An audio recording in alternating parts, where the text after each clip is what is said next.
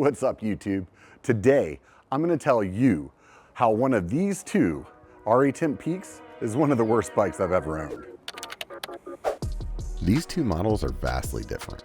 We'll talk about the frames, the motors, the difference in the builds, and ultimately, which one was a dumpster fire. I'll also touch on something going on over at ARI that I haven't heard other YouTubers talk about. Oh, and I learned something about e-bikes that could change what bike you buy next. This is ARI's Timp Peak 1.0. It's their 170 millimeter Enduro e-bike. And this is the ARI Timp Peak 2.0, also 170 millimeter Enduro e-bike. Last year I was sponsored by ARI and I got that frame as part of the deal. And this year, unfortunately, I'm not sponsored. So I had to buy this one with my own money. Obviously, I've had the 1.0 a little longer. I put about 850 miles on this bike. So for the sake of something to wrap your head around, let's just say that's about 34 25-mile rides. This one, on the other hand, I haven't had quite as long, Which at this point is about 400 miles. So before we get to what went horribly wrong, let's break down the builds. Both of the frames are carbon. However, the 1.0 has a Shimano EP 801 motor and the 2.0 has the new Bosch CX5. So what's the difference there? Without going down a rabbit hole, let's just say the Bosch motor blows the Shimano out of the water. I'll go into a little more detail about why later. Until then, take notice of the way the shock's mounted on the two different frames. Basically, the 1.0 is ARI's analog LaSalle Peak with a motor. Because of that, jumping between the LaSalle and the Timp felt similar, aside from the weight of the e-bike. The way the weight messes with the suspension curves is more than likely why ARI changed the design, which is something you've seen other brands do in their recent models. Suspension, it's key to your build. I've been fortunate enough to work with EXT Racing shocks, and I'm running their ARI 2.1 LT on both the bikes. It's slightly over forked at 180 millimeters compared to the way it's shipped at 170. For what I ride on these bikes, it's just better that way. If you're not familiar with EXT, just know it's top of the line suspension, sharing the podiums with the likes of Push and Öhlins. I've been running their forks for a few years, and although it's a few $100s more than a Fox 36 or a 38, it's still cheaper than the new podium. When you pair that with the EXT Storia coil, it's a match made in heaven. I put off riding a coil for years because of the cost. 1, 2, go. And I wish I could go back in time and convince myself to try one sooner. It's a game changer. If you don't want to deal with springs, but you want that coil feeling, try the Aria. The Aria is their air shock, and it's just as good. To be honest, I'd be lying if I told you I could feel the difference between the two. Right now, I'm running the Aria on the 2.0. I've used a lot of carbon wheels over the years, and the SpokeX 310s and 350s that I used on these builds are bomb-proof. The 310 has a 31 millimeter internal, and the 350, you guessed it, 35. Ride-wise, I've been really impressed with the SpokeX wheels. I'm no featherweight, so I've pretty much broken every carbon wheel set I've owned. And the SpokeX ones, they've definitely taken a beating. And believe me, I put them through the gauntlet. Fortunately, they have a great warranty and they hit the wallet a lot cheaper than a comparable wheel set from pretty much all the other well-known brands. The first set of custom wheels I ever built used Project 321 hubs, and they're still the hubs I ride today.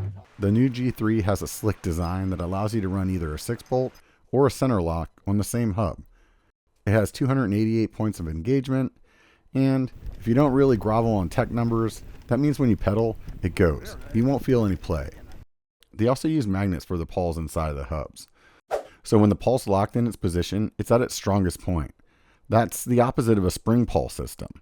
With the P321 hubs, as the pawls are clicking over the teeth on the inside, the magnet's at its weakest point, which creates less drag. In layman's terms, it spins easier. You can get the G3s in just about any color you can think of, and sound-wise, they're in that Goldilocks zone. Not too loud, not too quiet. Component-wise, I built them both with SRAM XX Axis transmission, Saints brakes, 1-up droppers and bars. I even had the same seat on both of them. With that being said, I wanted to be clear that the build was not the issue. I have to be honest with you guys. I've thoroughly enjoyed riding both of these bikes. One of them, just a little bit more than the other. If riding both of these bikes has been so great, then how could one of them be the worst bike I've ever owned? Well, buckle up. It's a lot. The 1.0 had issues one after another that, frankly, made it feel like it was falling apart every time I rode it. It started out just as soon as I built the bike. The suspension mounts were manufactured off just by a hair that caused play in the shock. That small amount of play made a knocking noise while you were riding. In their defense, they quickly got me a replacement frame. However, having to completely tear down and rebuild a brand new bike that I just built wasn't on my list of priorities. Because of that, I took the frame to Spider Composites and had them fix the shock mounts while I waited for the frame replacement from ARI. To their credit, they sweetened the deal on the warranty claim and allowed me to change the front triangle size from extra large to large. Since the chainstays are the same size on all the sizes, this gave me the ability to build this bike out for my wife later. The next thing I noticed, the battery would wiggle in the frame so much you could hear it banging while riding. It was hitting the battery cover so hard it was scarring the batteries. That banging also ended up causing the piece that you screw the cover into to push out of the frame. Instead of trying to get another frame warranty, I epoxied it back in. More than once. I ended up putting some foam behind the battery to try to lock it in tighter and cut the noise down because there was no way to adjust how tight the battery was locked in. After the second time the epoxied screw popped out, I just resorted to using straps to hold my battery in. And to me, this is a crazy thing to have to do on a bike that was less than 6 months old. Right after that fiasco, the rubber grommet that waterproofs the battery lock fell off. Unfortunately, it was held on by the power button, and now that it wasn't in place, the power button wasn't secure either. This was apparently a known issue by ARI because they had a 3D printed replacement part to fix this, which was great to have a fix, but I also had to take the internals of the frame out to install it. I want you to keep in mind, I got the frame in September, and by the following March, things just kept getting worse. I was out on a particular ride and the motor cut out. Despite paying $100 to be on that day trip, I wasn't too upset. Things happen, right? What I wasn't expecting is the 2 months that it sat in the bike shop, while the shop went back and forth with ARI and Shimano trying to troubleshoot the issue. Ultimately, they replaced the battery wiring and the motor. ARI also had a small metal plate that they shipped out to take some of the abuse of the battery banging around inside the frame. Then the adhesive failed on the chainstay protector, and the next thing you know, I'm wrapping it in electrical tape. Then the screws on the battery handle wiggled out, on both of them. Fortunately, one of them fell out when I was taking the battery cover off, the other one, not so much. Oh, and I forgot, the skid plate also wore out, but you could say that was my fault. At the end of the day, in less than a year, I should have never had this many problems with this bike. And that's why I can wholeheartedly say this is the worst bike I've ever owned. I've never experienced anything like this with any other brand, with any other bike, with any other frame that I've owned my entire life, which is crazy because I really, really enjoy riding this bike. Watch any other YouTubers' videos, their reviews say the same thing. However, what you don't hear them saying is ARI has some QC issues. The quality control is where things fall apart. And that's one thing I haven't heard anybody else on YouTube talk about. I'm not here just to poop on ARI. Despite my experience with this one, I still have 3 other of their bikes, and I ride them all on a regular basis and enjoy them all on a regular basis.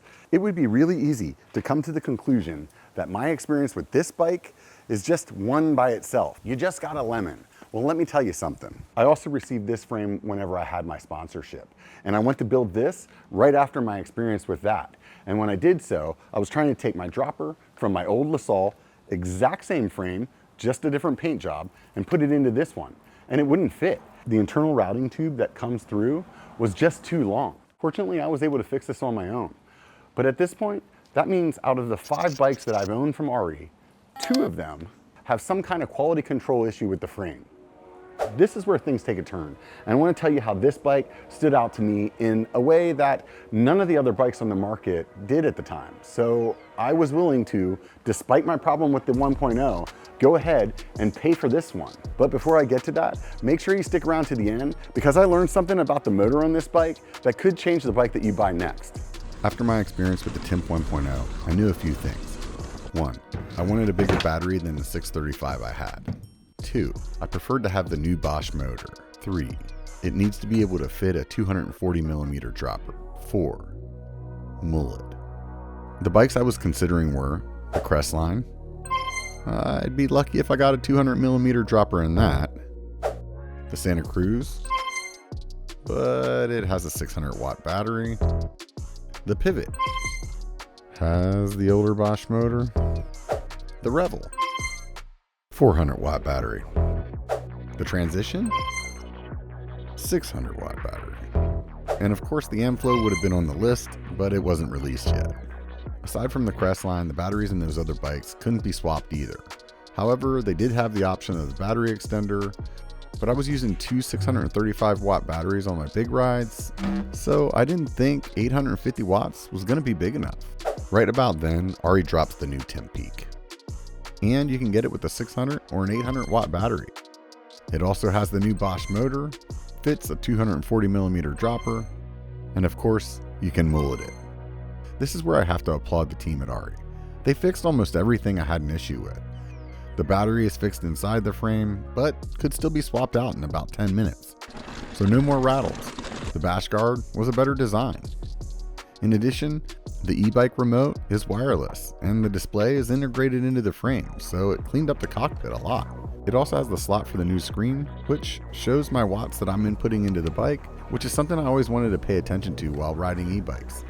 I was bummed to see that they didn't add a snap-on style chain stay protector, and unfortunately the shuttle guard they have glued on the down tube just catches on my tailgate when I'm taking the bike off the truck, and it started to peel off within 2 weeks of getting the bike. Regardless of that, I'm super happy with this bike. It's been a dream to ride, and I feel like it's a little more planted than the old one, which could be the extra weight of the big battery that I got. As far as any apparent quality control issues go, I didn't have anything jump out to me while I was building this one. That brings me to the thing that may change the next bike you buy. After riding the Bosch Gen 5, I'm completely blown away by how efficient it is. My body will be completely smoked before that 800 watt battery hits zero. So with what I know now, I understand why so many of the bikes I was looking at had a 600 watt battery with the option of the range extender. I often pondered if I should have got the 600 watt Timp and the range extender, so I didn't have the extra bike weight when I didn't need the big battery. The takeaway here is that you may not really need that huge battery if you're thinking about a new bike. These newer motors are extremely efficient, and they have so much power you don't even need to run them at the max settings. I personally tried the Bosch update that everybody's been talking about, and I ended up turning it back down to the old lower settings. So tell me down in the comments, do you think I made the right decision? What e-bike would you choose right now? Here I am today. My wife rides this Timp, and ever since the front triangle and the motor's been replaced, it's been a pretty good bike. She also weighs about 100 pounds less than me, so swapping the battery never happens. Overall, I've been really happy with the changes that ARI made to the new Timp. Aside from the few things that I mentioned in the video, which, let's be honest, no bike is perfect. They obviously recognized they had some issues with that one and really worked hard to fix it on this one. And because of that, it made me feel confident knowing that, hey, they're trying to make things better. And it was also all the things that I recognized myself. So with that, did I make the right decision? I don't know. Otherwise, remember one thing. It only takes a bike to be a biker. Get out and be one.